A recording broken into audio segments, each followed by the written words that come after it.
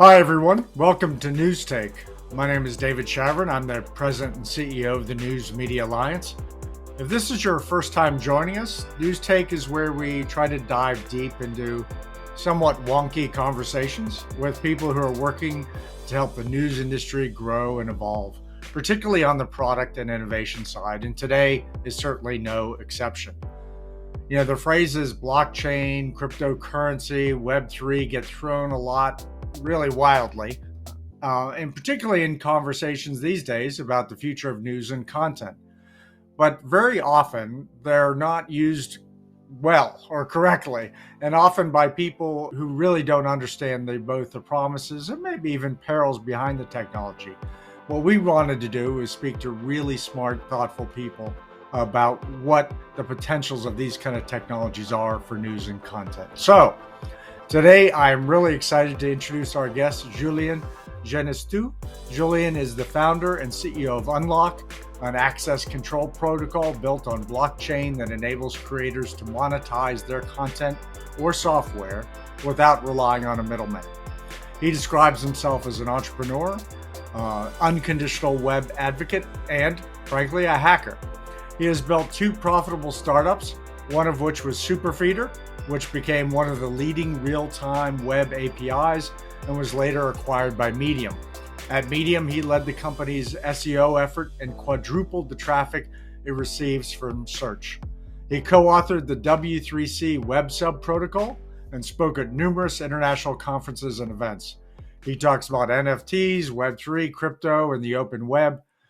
So you might be thinking, what does all this mean and how is it relevant to the news industry? Well, that's what we're here to find out. Julien, welcome. Thank you so much for being here. Absolutely. Thanks for having me. It's a pleasure. And I hope I'll live up to the expectation that you've set. Well, it's great. Let's just start with your background. Tell us, where you're from, how you got into the industry, and Yes, something about your sort of professional evolution over background. time. Absolutely. So I'm French. I'm a software engineer, and I actually started my career when I was still studying. I created a job board for students back in France when I was myself looking for a summer job, and I couldn't find anything online in the early 2000s. It was 2001, I think. And at the time, couldn't find anything really online, and so I'm going to create that job board myself. And I created, not really with the ambition of being something like a business, but after a couple months, and I don't remember the exact timeline, but it was less than 6 months, McDonald's or some McDonald's stores started to put job offers on the website. And for me, that's when it clicked. That's when I realized the internet is magic in many ways. Like I am literally no one in my, parents' living room on the home computer, creating a website and then publishing it without too many expectations in terms of what it would give. And then all of a sudden McDonald's, which in my students' mind or high schoolers' mind felt like the biggest company in the world, all of a sudden they started to put job offers on my website. And this is magic, not just for me, but like realizing the idea that the internet is really this permissionless platform where anyone can create value for anyone else in the world. It's not very niche, but in practice, I didn't do that with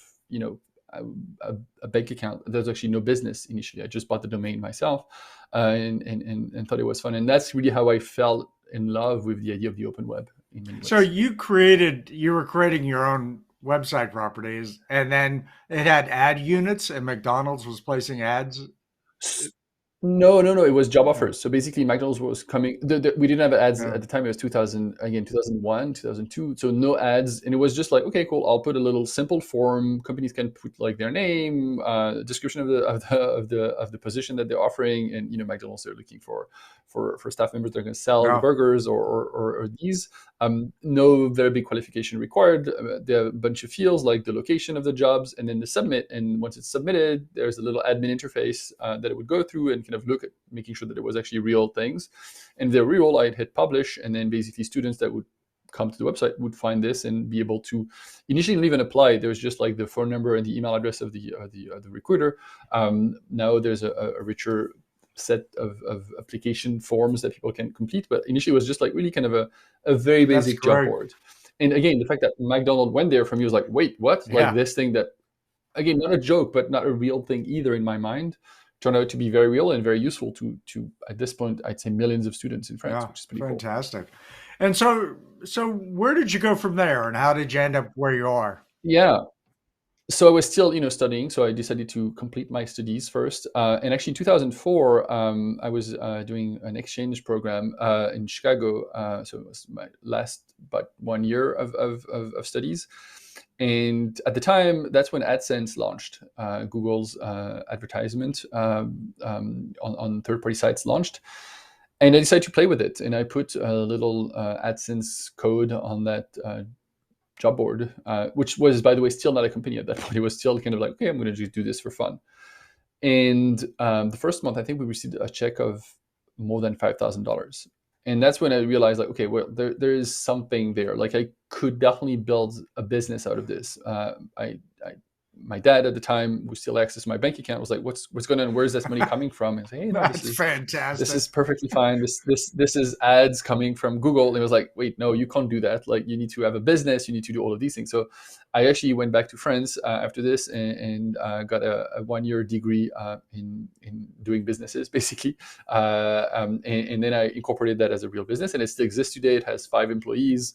It still works as it is. But really, that was kind of the first realization of the magic of the web that allows anyone to create a little, service for someone else to use in a permissionless way. I didn't have to ask anyone's permission. Make it work. If it's useful for someone else, well, that someone else is going to find it and use it. So that was really, really my experience. After this, when I was back in France, I really wanted to come back to the US after my year in Chicago and try to be in San Francisco, which was already kind of the mecca for tech. And so I applied for a French bank. The easiest way to get there was to apply for a French bank that actually had offices there, and get a position there to get a visa. And so that's what I did. The visa was supposed to last 2 years. A year and a half in, I decided to create another company, and that's Superfeeder, which you mentioned in your introduction. So basically, at the time, I was using RSS feeds a lot to stay informed, and realized like there was something really interesting about RSS feeds and the idea that maybe we could subscribe to content from many, many different places on the internet and consume it in a single place.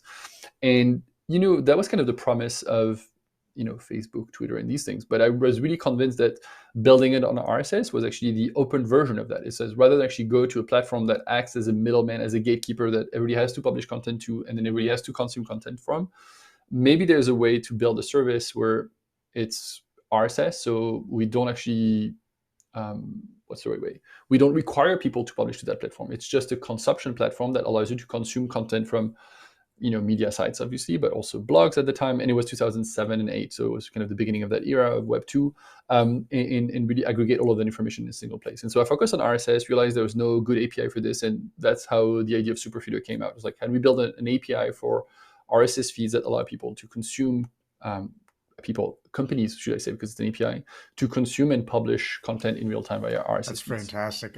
We're gonna explore Unlock in some detail later on. But by That'd the be way, great. I Yeah. love, as a dad myself, I love your dad's reaction of, "Hey, where'd this money come from?" And B, you got to pay taxes and stuff. Like it's yeah, Yep. that's Oh, fantastic. honestly, that was exactly his reaction. It's like, this is not how it works. And he was kind of horrified is a big word, was like worried. Like, you need to, this internet thing, maybe it's magic, but it's also scary. You need to start thinking more about what you're doing here. So that's a great segue into talking about our topic today, which is, blockchain technology and applications. And I do have to tell you that I tend to get frustrated when you start to enter into conversations about the technology behind blockchain or distributed ledger, and inevitably you go to the initial use cases, which again I view as kind of strange and narrow in their own way, but they subsume the discussion. Again, the first and biggest being currency. That there's blockchain is going to be used to create entirely new systems of currency, and then we've had recently the whole evolution of NFTs, particularly around various kinds of artwork. And I get that those are use cases, but they tend to be ones that completely dominate the discussion, and it's hard for people to think beyond that. So I don't know. So I do tend to get a little frustrated Yeah, with that we I, talk I, about currency and I, de- cartoons. I definitely understand and feel some of the same frustration. However, I want to kind of remind you how the web started. If you look at, like, at this point, it's kind of a long time ago, but like if you look at these kind of news snippets that we get from time to time of people presenting the internet in the mid 90s to late 90s, oftentimes it was kind of the same concept. Like, wait, is this just going to be about, I think there was a big scandal around, in France at least, around people finding neo-Nazi artifacts on stores, on online stores. And yes, obviously that's not what the internet is about, but that was kind of, in the early days, people, it was marginalized people that use these technologies from the get-go, like people that are on the sides. And so they're doing things that the mainstream people are not necessarily used to as much or don't necessarily accept. And I think the currency aspect is definitely there. And it's not just currencies, right? It's kind of doomsday currencies. It's a lot of the people in the crypto space are thinking about these. And this Yeah. is weird, but at the same time, it's also coming from this kind of cypherpunk world. It's also coming from, obviously, the alt-right people that really want to kind of live in their own island by themselves, not understanding that's actually the opposite of what blockchain and crypto are in practice, because they're networks, and so you need other people to work with if you want to collaborate on these things. And NFT and artists, like, after 20 plus years on the web, it's pretty clear that artists have been left aside in many ways of that discussion. And NFTs represent for the first time an opportunity for them to kind of build new kind of arts, new kind of things on the internet altogether, and on top of that, actually make money from this, which again is fairly, I don't say unique, but a big change compared to a lot of the existing stuff on the web at this point. Yeah, no, that's a good point. It is, the topic right now anyway does get dragged around by these other use cases, but that doesn't mean basically that won't evolve, right? And that's exactly what you're trying to do at Unlock. Absolutely right. It starts in the, I mean, the analogy that I take all the time, I don't know if it's the best one. It's also kind of the idea of a forest versus a golf course. Like, if you think about Facebook, obviously it's a golf course. Like, everything is very well polished and fine, and there is no, the grass is perfectly kind of aligned. Everything is just pixel perfect in many ways.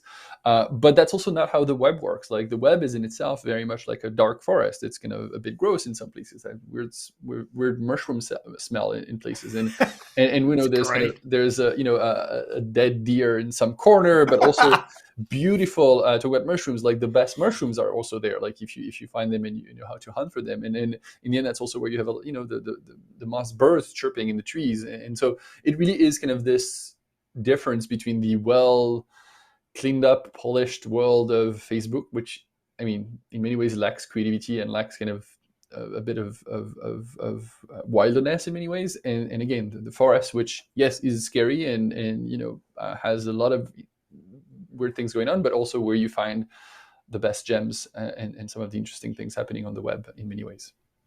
Great. So let's start with some introductory discussions in terms of, some of the folks listening won't have much core understanding about what the blockchain technology really involves, right? Yes. And trying to, one of the things I've been trying to figure out is what's a good mental model for somebody new to the space to think about what a blockchain is. Frankly, in my mind, I always think of the world's longest Excel spreadsheet at some level. It's not a bad way to think of this. It's just a bit limited in many ways. Yeah. The way to think of this, more than the longest spreadsheet, I'd say it's kind of a public database where anybody can write their own, and I guess we're going back to spreadsheets, but like their own, formulas in the cells and in the value. So everybody can create their own sheets, if you want, or their own views and their own data, then can be used by anyone else or applied by anyone else. And obviously it started with cryptocurrencies, and Bitcoin is the first one. And think of this as kind of a very basic ledger. It's like, okay, cool, we know how much money everyone owns, and if you want to transfer money from your account, you need to cryptographically sign that, because the ledger itself will refuse to update unless you have cryptographically signed it. And so in practice, that means that every user is in charge of their private key in that scenario, and only them can update data, which is kind of a big change versus the existing web infrastructure, where if I publish something, I'm not going to say Facebook all the time, but if I publish something on, on Twitter, well, Twitter can very well remove it because it's actually their job and their duty. I do think that there's a world in which it might be interesting to think of, is there a way to create these, again, public ledgers, public goods? We should talk about this at some point, but like infrastructure that anyone can write to, and only them can prove that they return it, obviously, but can alter it or change it later. And so to me, that's really one of the interesting promises of that. And it's not so much about censorship resistance. I'm not necessarily a big fan of like, oh, anybody can say whatever they want in that there's no censor.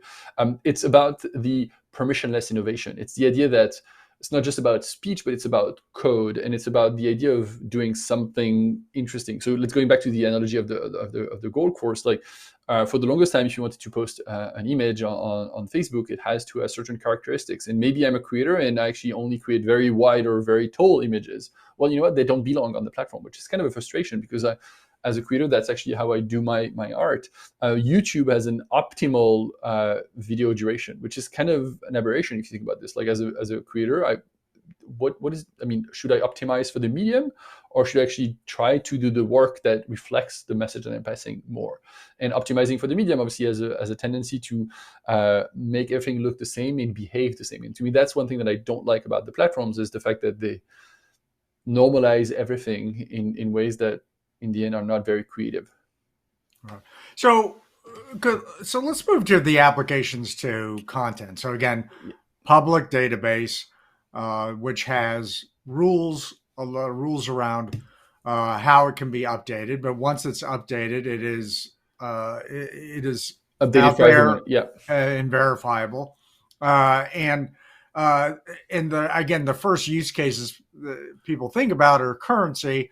Saying that I own this currency, and then it's been updated that I've transferred so much to Julien, and that he transferred that to somebody else, all in an updated public database. And that is the large public repository for a lot of one-to-one transactions and interactions. And on top of that, you can build concepts about transferring rights. This gets into the whole smart contracts thing, right? Exactly right. If X happens, I will pay Y, and that gets locked into the an escrow contract or something. Yes, exactly. No, absolutely. So I was going to say, another way to think about these actually is something that I try to pitch all the time. I mean, a lot, because I think it may resonate more than trying to go in the infrastructure. See, the web, everybody knows HTTP code 404. HTTP code 404 is page not found. That's what you type in your browser. If you type a random URL that actually doesn't exist, you'll end up seeing that page. If you think about this, there's actually many more error codes. There's 401, 403, which you probably are familiar with, forbidden access, and things like this. There's another one called 402, and 402 is called payment required.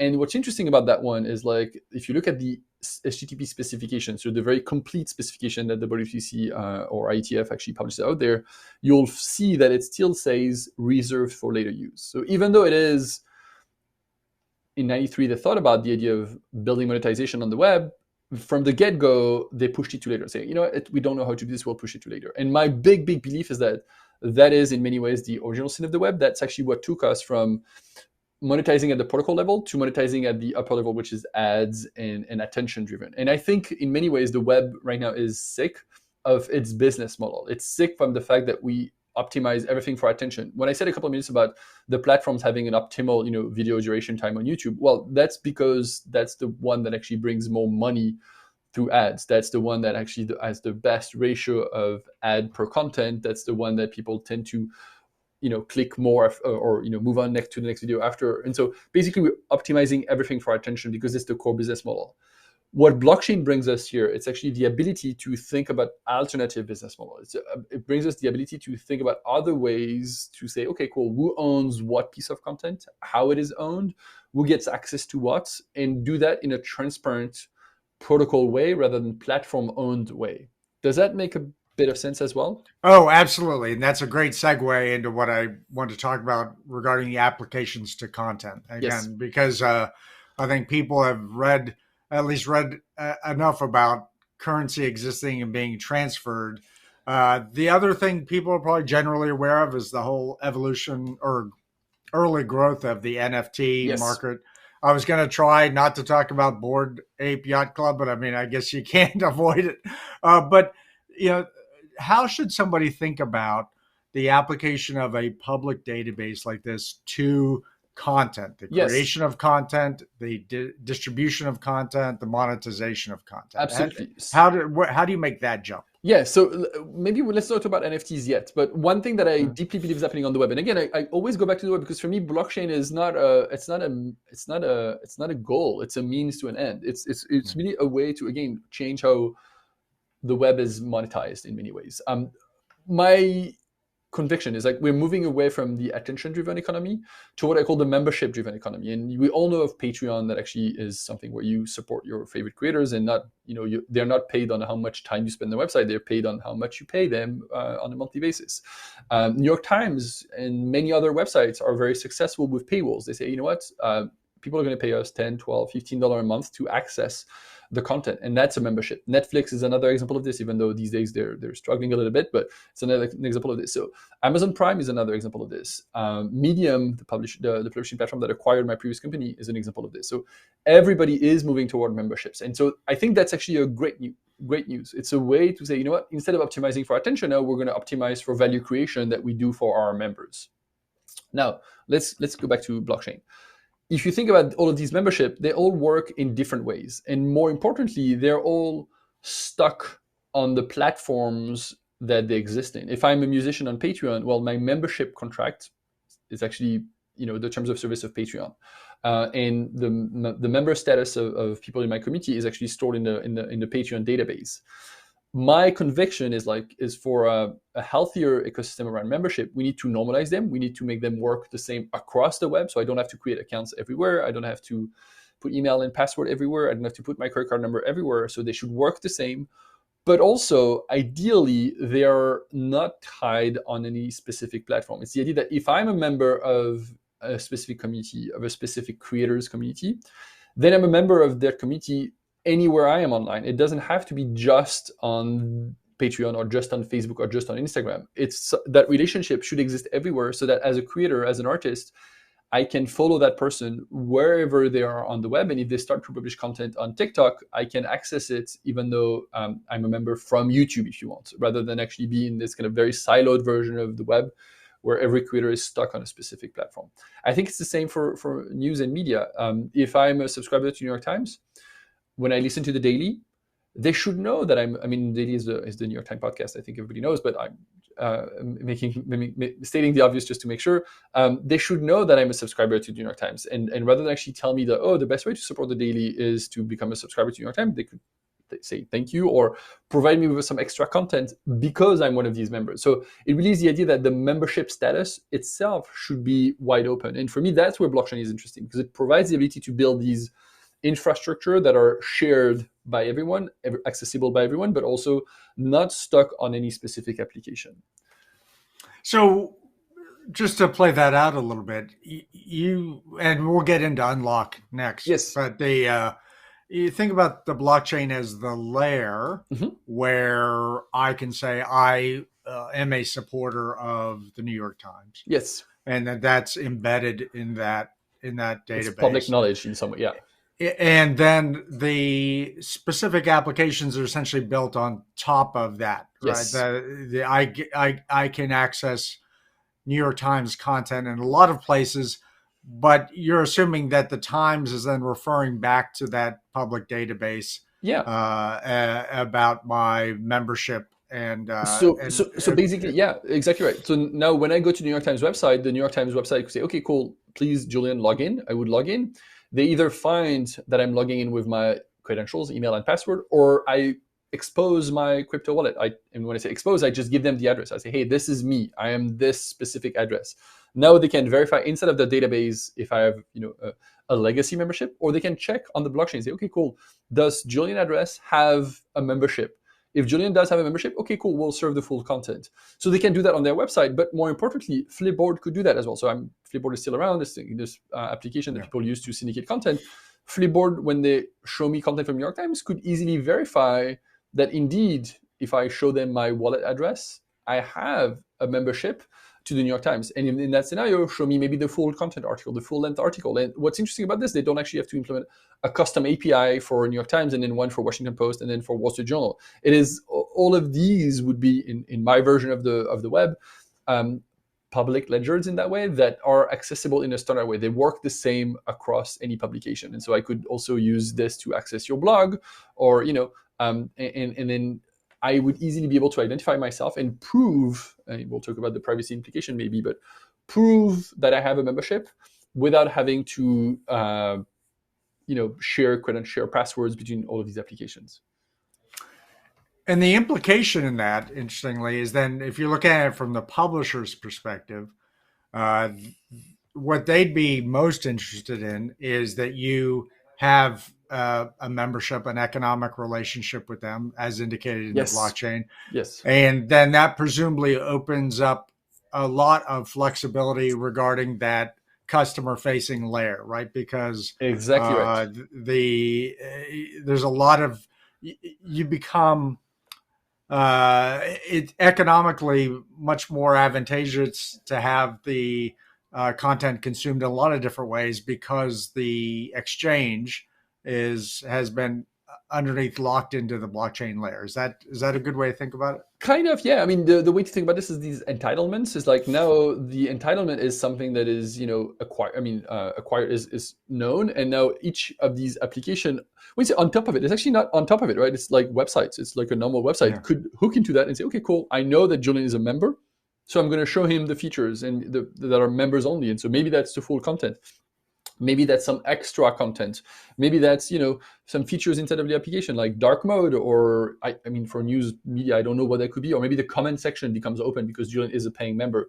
Maybe, one thing that a lot of people subscribe to Medium for is for the green halo around their avatar. It's the same idea. Like, now the website can easily identify that a given visitor, without this visitor having to create accounts, is indeed a paying member or not. And if they are, serve them or treat them as members. What's even more interesting is, like, this goes beyond the website. Like, you can think, okay, maybe we're organizing events. You know what? Rather than actually go check in the database of the website for every attendee if they actually have an up-to-date membership, I can ask people to show me their members card at the venue. And we'll talk about the fact that the members card is an NFT, but when they show up on their phone, they can show the members card. And if that members card is indeed valid, then I can let them in. And so I know a lot of media organizations are organizing events. That's a very easy way to kind of share the member status between, again, a web app and the physical world in that scenario. So let's dig into Unlock. Yes. Talk about what you're trying to create, how it fits into what we talked about, and sort of where you are in the process. Yeah, absolutely. So Unlock is a protocol for memberships. It's an easy way for creators, publications, brands even, to create a membership contract and then sell NFTs as memberships, non-fungible tokens. You may say, what's the relationship between Bored Apes, as you mentioned earlier, and Unlock? Well, I do think that non-fungible token itself is a primitive, in the same way that a website is a primitive. And eBay has nothing to do with my blog. These are very different websites, but they're using the same concept of a website. And I think NFTs are the same. There's going to be very, very different types of NFTs. There are NFTs that are like Bored Apes, with the culture that they carry. But there's also going to be NFTs that are representation of some unique things. My big bet is, like, members card are actually very well represented as NFTs.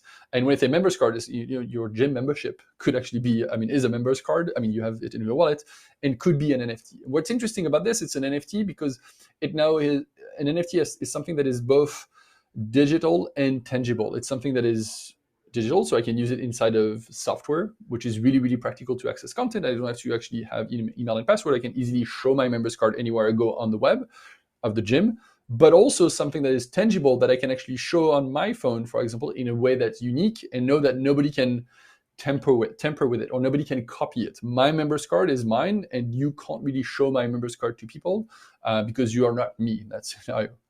Makes sense? So that's what Unlock is, a protocol for membership that allows creators to deploy their membership contract and then sell memberships in the form of NFTs. One misconception about NFTs also is like they're forever. Yes, some of them are forever, and the one that you mentioned earlier are, but they could also very well have an expiration date in the same way that your gym membership has an expiration date. And so that's what Unlock offers. It offers creators the ability to create membership NFTs that are valid for a day, a week, an hour, a second, a month, a year, a decade. It's really up to the creator. And what's interesting about that, they also have the ability to be automatically recurring, exactly like your normal membership. So you say, okay, cool, I'm a creator, I'm going to create a month-long membership that's going to renew every 30 days automatically. If the user is not approved for the renewal, well, their membership is going to expire and they won't be able to access the content anymore. But in practice, if they have approved to this, their wallet is being charged automatically every month for the total duration of the approval that they've made.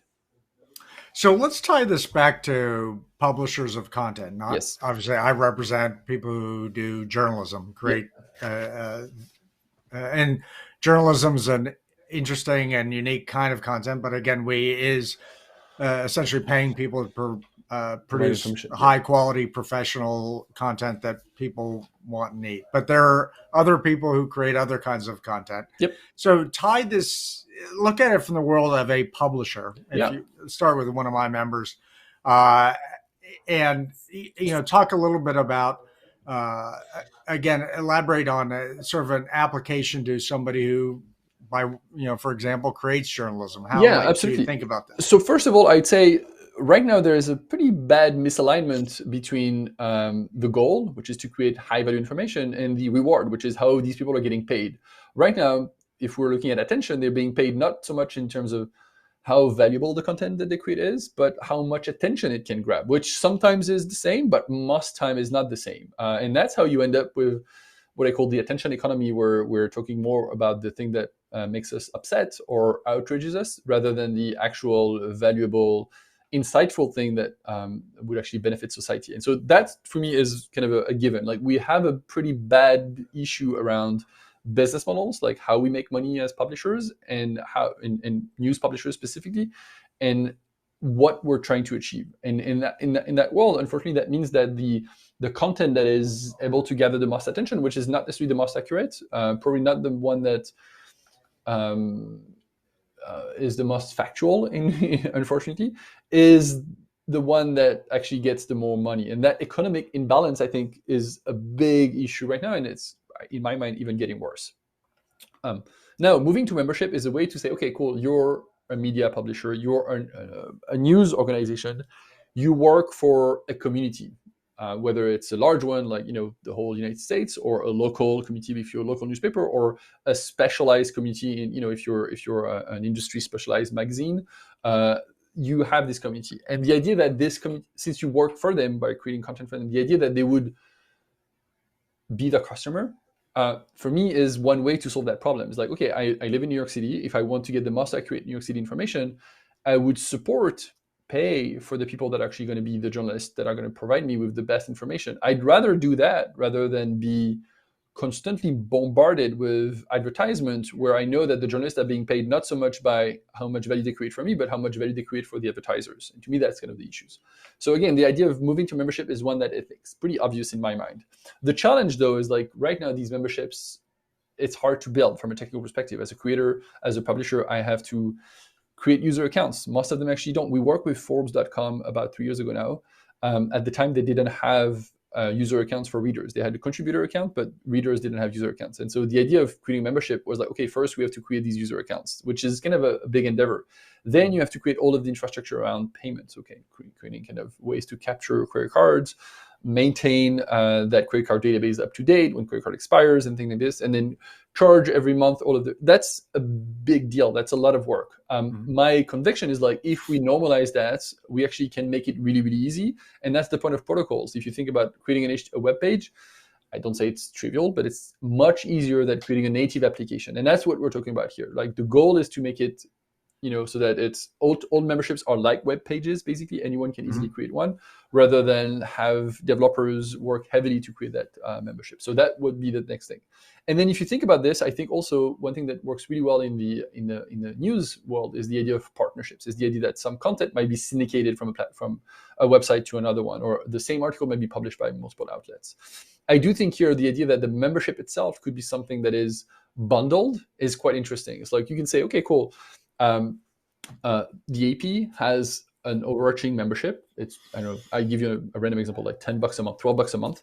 That gives you access not only to the content on the AP website, but to the content that is coming from all of the publications that are members of the AP in that scenario. Or the News Media Alliance could have one. Have a membership, people pay, and then they get access not just to the News Media Alliance content, which actually might be not that much content, but to all of the publications that are part of the alliance in that way. So kind of creating that bundle lowers the friction. Now it means that as a user, I don't have to pay for all of these independently. I can pay for one and know that no matter what, the content that I'm going to read is being supported by my contribution rather than just the advertisers optimizing for my attention. This is maybe a little sideways question.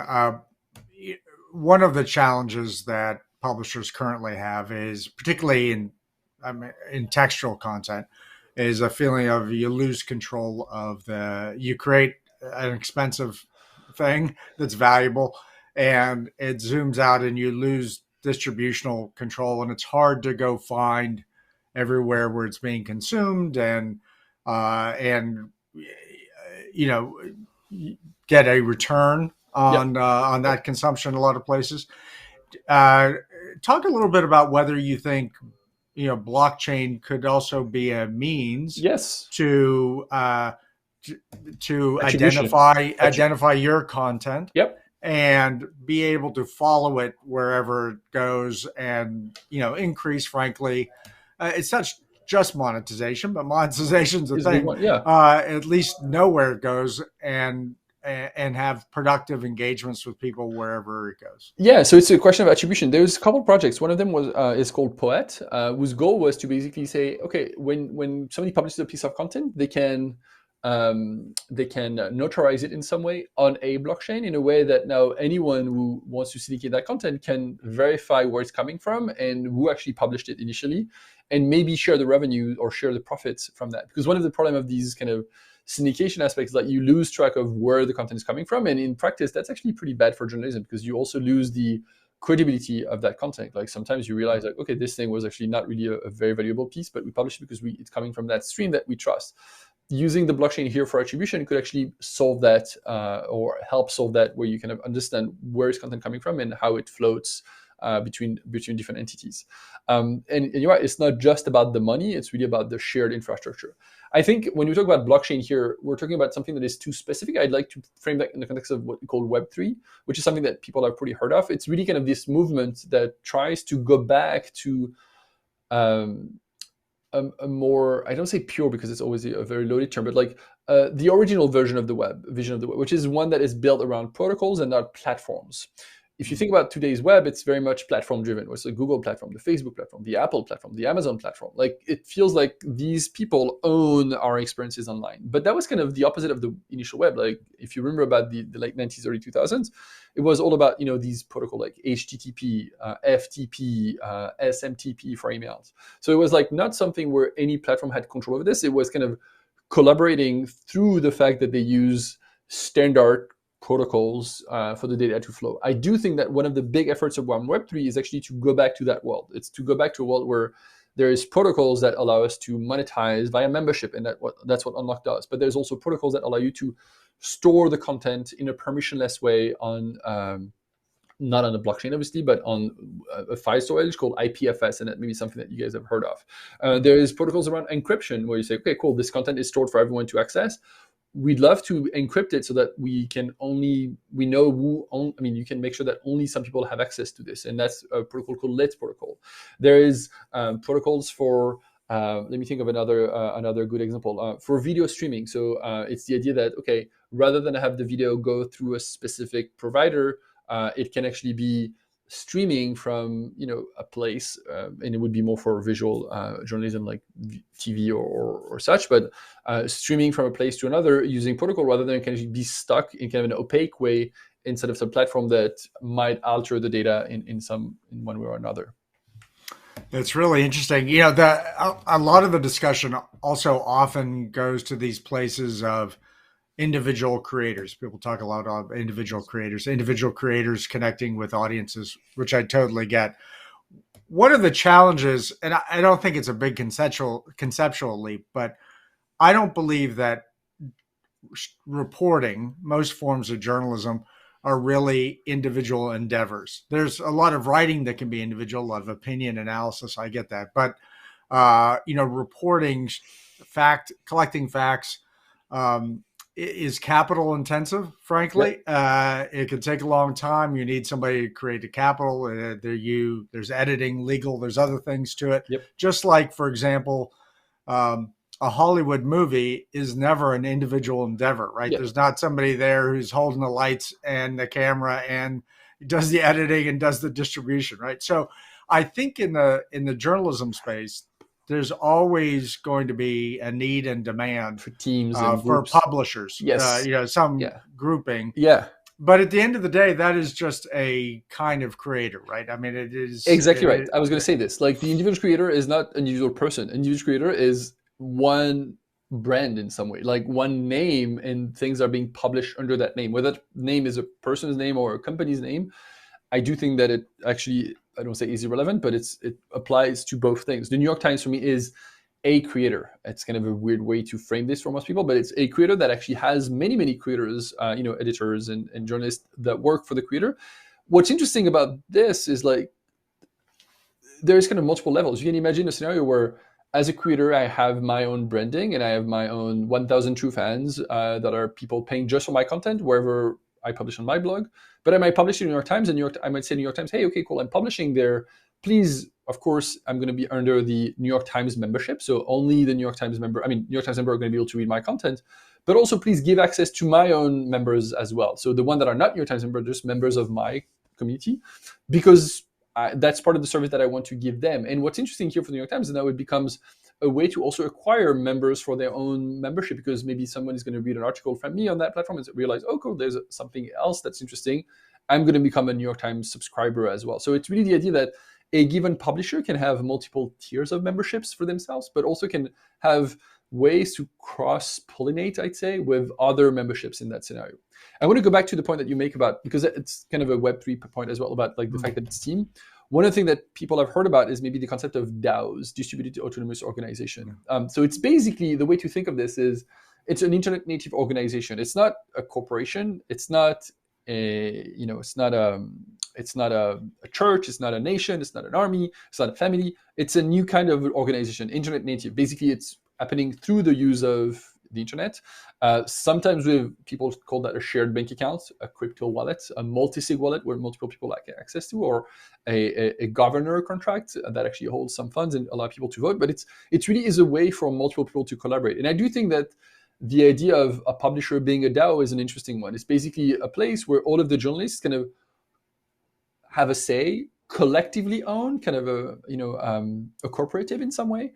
The brand under which they all publish in that scenario. I know some journalists, are working in this kind of settings, but I think to me it's an interesting idea of leveraging the open web and Web3 in that scenario to say, okay, cool, the New York Times might be collectively owned by its investors, obviously, but also by the journalists themselves, and have kind of new ways of working in that scenario. That's really interesting. Yeah. Getting back to, I have to tell you what I hope and dream for. One of the things I really want for my members, news publishers, is optionality, right? In the sense that currently in the platform universe, there's a very concentrated access to your content, right? People get to your content through just a couple of different companies that control a lot about that experience and take a lot of the value.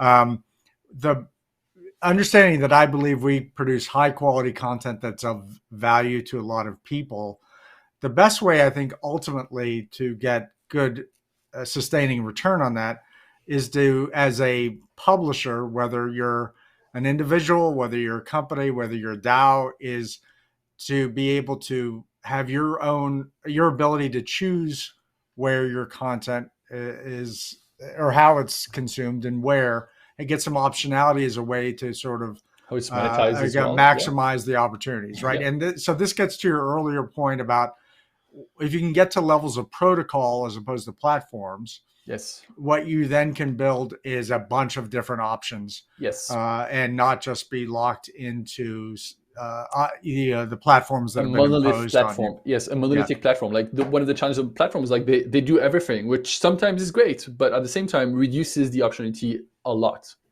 Yeah. Well, this is Julien, this is super fascinating. I mean, we could talk about this for hours. A couple of closing questions I have for you.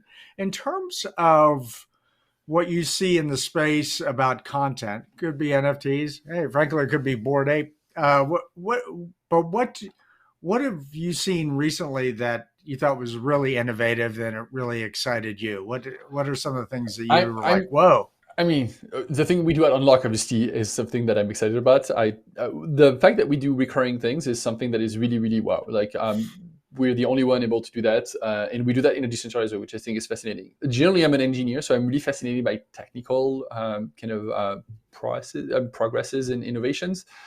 One thing that I really think is really interesting is the idea that NFTs again are these primitives. They're not the Bored Apes. An NFT is a thing that Bored Apes use to build themselves, but it's just one way. One thing that I think is really interesting is the idea of thinking of the NFT as something that is dynamic, something that evolves and represents the relationship. So my gym membership card is kind of always the same piece of plastic in my wallet. It doesn't actually change. But if it was digital, if it was kind of software based, it could have very interesting characteristics in terms of like how it evolves. Maybe I haven't been to the gym in a couple of days, it becomes red. It's like it shows like, okay, cool, you need to go there. It kind of evolves based on my relationship with the gym. So think of a newspaper, right? You say, okay, cool. I haven't read an article in a long time. My NFT itself would point me to one that is relevant in that scenario. The representation, it's the representation sorry, of the relationship.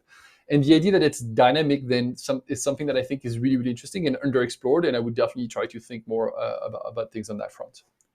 Fantastic. So just